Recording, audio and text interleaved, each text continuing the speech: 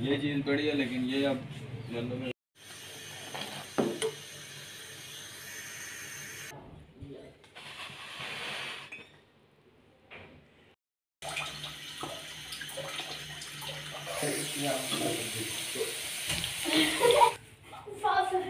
पकड़ लिया पकड़ लिया।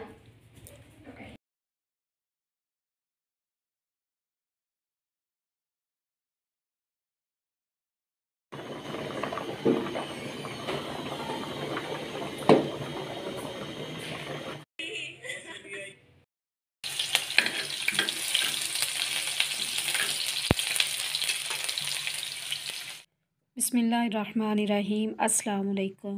Welcome back to my channel. I hope आप सब ठीक ठाक होंगे। अल्हम्दुलिल्लाह मैं भी बिल्कुल ठीक ठाक हूँ। आज संडे का दिन था और बच्चों को स्कूल से छुट्टी थी और बच्चे सोए हुए थे। सिर्फ समीउल्लाह उठा है क्योंकि उसकी थोड़ी सी तबीयत ठीक नहीं थी, तो मुझे कह रहा था कि मामा जी आप ना मुझे नूडल्स बना कर दें। तो फिर मैंने इसको नूडल्स बना के दिए थे, तो शुक्र है इसने खा लिए थे। तो फिर खैर रात को मैंने साग काट के रखा हुआ था और रात को ही मैंने पालक वगैरह और इसके अंदर मैंने मेथी डाली थी और धनिया डाला था। रात को मैंने काट के रख दिया था और सुबह मैंने इसको अच्छी तरह वॉश कर लिया था। तो क्योंकि इसके अंदर ना मिट्टी वगैरह होती है, तो फिर इसके अंदर थोड़ा सा मैंने पानी डाला था, तो ताकि ये ना अच्छी तरह गल जाए, क्योंकि इसके अंदर डंडियाँ वगैरह होती हैं और गंदलें होती हैं। तो खैर फिर ये ना अच्छी तरह गल जाएगी और इसी के साथ ही मैं घोट लूँगी। तो इसके अंदर मैं ना सुरख मिर्च वगैरह और कुछ नहीं डालूँगी, सिर्फ नमक जाएगा और सब्ज़ मिर्चें डालूँगी। तो यहाँ पे मैंने निकाल ली हैं फ्रिज में से, क्योंकि उस दिन की मैंने रखी हुई थी। तो एक डब्बा इस्तेमाल हो चुका था, तो एक रखा हुआ था, तो वो आज मैंने ना सारी डाल ली थी उसके अंदर, साग के अंदर। तो खैर फिर मेरे हस्बैंड भी उठ कर आ गए थे और साग भी बिल्कुल तैयार हो चुका था और मुझे कह रहे थे कि चलो लाओ मैं जल्दी से तड़का लगा देता हूँ। तो खैर यहाँ पे मैंने थोड़ा सा मैंने प्याज काटा था और सिर्फ इन्होंने ना सिर्फ चम्मच ही थोड़ा सा हिलाया था और बाकी जो है ना सारा मैंने ही किया था। तो खैर इतनी भी हेल्प हो जाए ना तो बहुत ही अच्छा लगता है। और साथ ना दही दे दिया था बच्चों को, उसके अंदर शक्कर डाल के दे दी थी। और ये हमारा जो है ना तकरीबन तकरीबन 11 बजे हम सबका जो है ना नाश्ता हो रहा था। नाश्ते में मेरी चाय ना हो तो मुझे ना ज़रा भी मज़ा नहीं आता, क्योंकि सर्दियों में मैं लाजमी पीती हूँ। तो फिर मैंने बाद में चाय बना ली थी, क्योंकि साग के साथ हमारा दही वगैरह भी था।